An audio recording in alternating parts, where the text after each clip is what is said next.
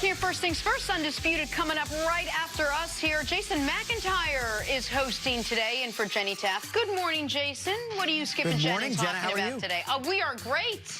That's good to hear. Coming up on Undisputed, is LeBron really happy with the Lakers front office? And should the Cowboys actually go after Tom Brady? Plus, three-time champ, former All-Star B.J. Armstrong. He's in the house with us today.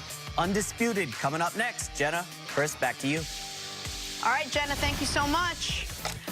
Let's get back to the NBA now. It turns out the Lakers will not be signing free agent Darren Collison. That after a very public courting, the 32-year-old point guard decided to remain retired. Now the Lakers, who stayed put at the trade deadline, reportedly turned their attention to recently waived Dion Waiters. Oof. Nick, are the Lakers in trouble after not signing Collison? Well, I expect to hear from my friend Kendrick Perkins and Matt Barnes and Antoine Walker about how good Dion Waiters is, about how Dion Waiters just hasn't had a chance. Look at his points per game. Listen, if you're fishing in the Dion Waiters waters, it means there's not a lot of fish in the water, and you are trying to add somebody who can take some of the ball handling load off LeBron James, because the numbers at this point are jarring. When LeBron's on the court with anybody, with or without Anthony Davis, they're the best team in the Western Conference. The only team whose numbers match up to them are what the Bucks are doing. The Bucks are on a historic pace this year, and Giannis is about to win another MVP. But when LeBron goes to the bench, even with AD out there, they crater. They're getting outscored this year with AD on the court without LeBron. That is potentially a real problem. It's why they wanted to add a ball handler. And I think one of the reasons they wanted to take away, one would hope, some of these Rajon Rondo minutes. I know you probably think more highly of Rondo at this point in his career than I do. I think Rondo might be a Hall of Famer one day. But Rondo, the last 2 years, the numbers say with the Lakers, has had a negative impact on winning. I think those minutes already should go to Caruso, and I was hoping, as someone who bet on and picked the Lakers, that they would go to Darren Collison. So, yeah, this is a big miss. Now, can they make up for it? Sure. Just more on LeBron's shoulders. More on LeBron, but it is not ideal. I would have rather had Collison than Marcus Morris. I didn't care when the Lakers didn't get Marcus Morris because that wasn't a need to me. Another ball handler was a need, and Darren Collison decided, to his credit, to what he wants to do, but he decided to stay retired. Well, I'm a little different about Collison. I don't think he's the answer for either the Clippers or the Lakers. You're talking about a guy who left the game. Obviously, he had his own personal reasons why he left the game. I think he would have to get in some great shape, which was going to take a while. You're talking about a guy sitting at home. You don't know how dedicated he's going to be to win the title. You're talking about teams with title aspirations. That may not be high on his priority list. So I don't necessarily know if that's the guy. I think what happened with the Lakers, you have to trust in Rondo. I am more highly on Rondo than you are, but also Avery Bradley. He's a guy who can play a little combo. You got to trust that those guys, those are big acquisitions for your team. You have to believe that they can handle the ball and get things done. They don't need to make great plays. And then AD has to pick up his minute count. He's the young guy on the team. He's the young superstar. And I think he will in the postseason. Okay, yeah, but he has to pick up his minute count.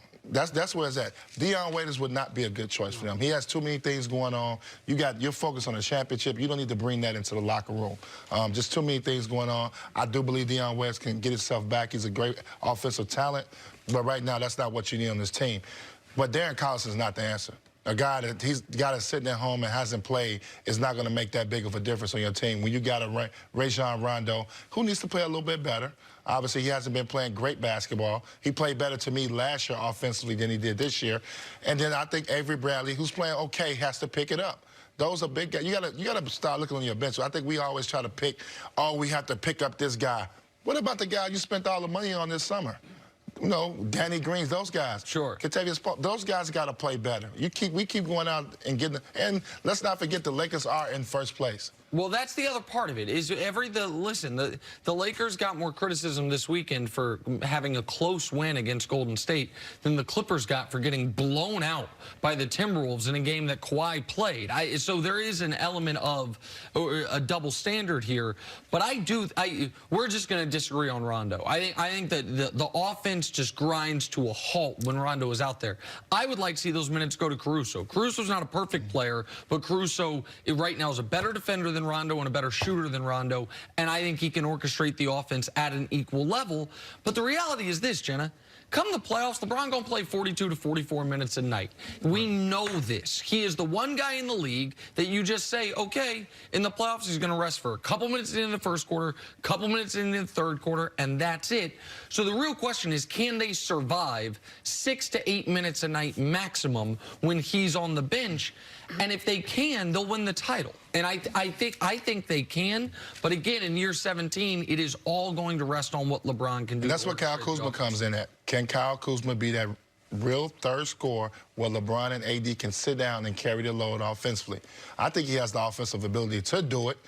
He hasn't shown it consistently throughout the season, but he is a guy that can get you 20, 25 with the capability of getting 30 on any given night. He has to become the Lou Williams of, for the Lakers. And that's a tall order for a young player. It's a tall order for a young player, but he has to assume that role if they want to win a title. But we're still having conversations about where the Lakers are lacking. I just wonder, they thought they were getting Darren Collison. Now they have to go to plan whatever it is, C, D, or E in Dion Waiters. Did they do themselves a disservice by not going out, maybe not Marcus Morris, but trying to get someone else that could have filled the role? Well, listen, I think that you've got to attach like a proper noun to it, a human being who, I don't look around the league, and aside from Iguodala, there was no one traded at the deadline that I say, man, the Lakers should have gotten him. And I don't want to bring the conversation down, but I do want to give Rob Pelinka a little bit of leeway here.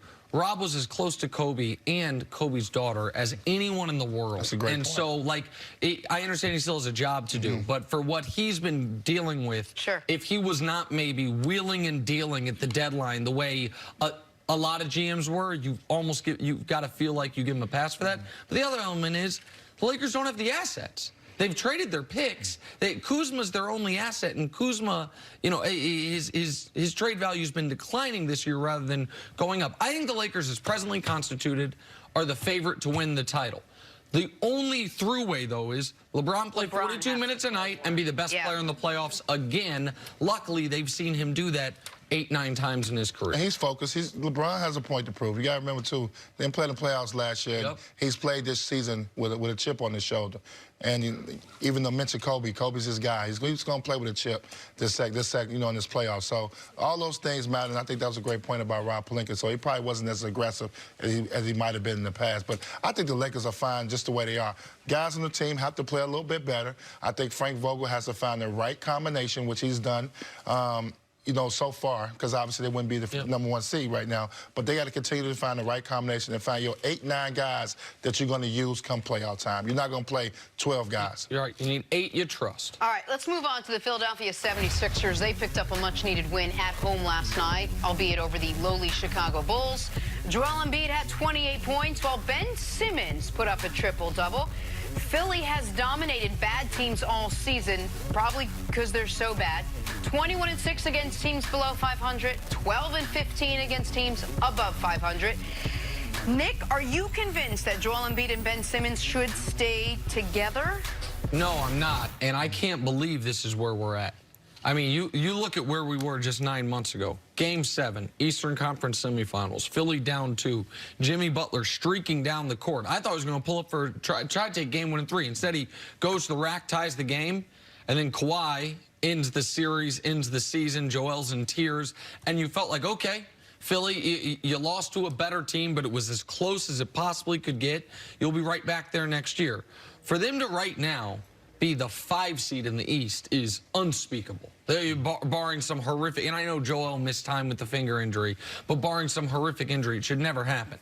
And so if this season doesn't drastically turn around, and this offseason Giannis re-signs with Milwaukee, how can Philly, as presently constituted, Twan, say to themselves, we have a championship roster? I don't think they can. Their 2 best players both play better when the other one's not on the court. So unless you're going to stagger their minutes entirely, you're going to, and you can't do that because you got to close the game with both of them, you're going to have to move on this summer unless things drastically change, at least consider moving on from one of them. I would keep Joel because I think Joel has shown a higher ceiling and a more well-rounded game, but both of these guys have to step up a maturity level and an intensity level on a night-in, night-out basis. And you would have thought they would have came in this year with that type of attitude. They didn't come in this season with that. They would have think they would have improved offensively. I don't think neither one of them improved offensively. I know Joel's had some injuries and everything, but he hasn't improved. His mindset has improved. But also, I think they missed in free agency. I think when you let J.J. Redick go, you let Jimmy Butler, you're not able to sign Jimmy Butler back. Those were two big key components to their team. They were able to keep Tobias Harris, maybe overpaid for him a little bit, but besides that, they wasn't able to fill the needs what we saw last year. Those are two big parts. Jimmy Butler can guard anybody. He was a clutch shooter for them down the stretch. He made big shots for them late. J.J. Redick obviously spaces the floor, makes things a lot better offensively on the offensive end. They just they missed in free agency. That really hurt them. I do like the addition of Glenn Robinson and Alec Burke, two guys that can score the basketball. That's going to give them some more options off the bench. So they got to improve in that way, but it still comes from the two head guys. I think you give this thing the experiment this season, because if they didn't have the motivation to come back this year to make a deep run, anything short of the Eastern Conference Finals, I'm breaking it up. I think if they don't get to the Eastern Conference Finals, I got to break this up. Well, and you do wonder if Ben Simmons is on the block. If you call up Portland, if they end up missing the playoffs, or if they end up squeezing as the 8th seed, but get bounced, and we know what Portland's ceiling is this year. It's the 8th seed and a loss. Call up Portland and say Ben Simmons for C.J. McCollum. That type of deal. I wonder you call up Washington and say Ben Simmons, Bradley Beal. There are trades that could be made. Could have called up maybe Golden State.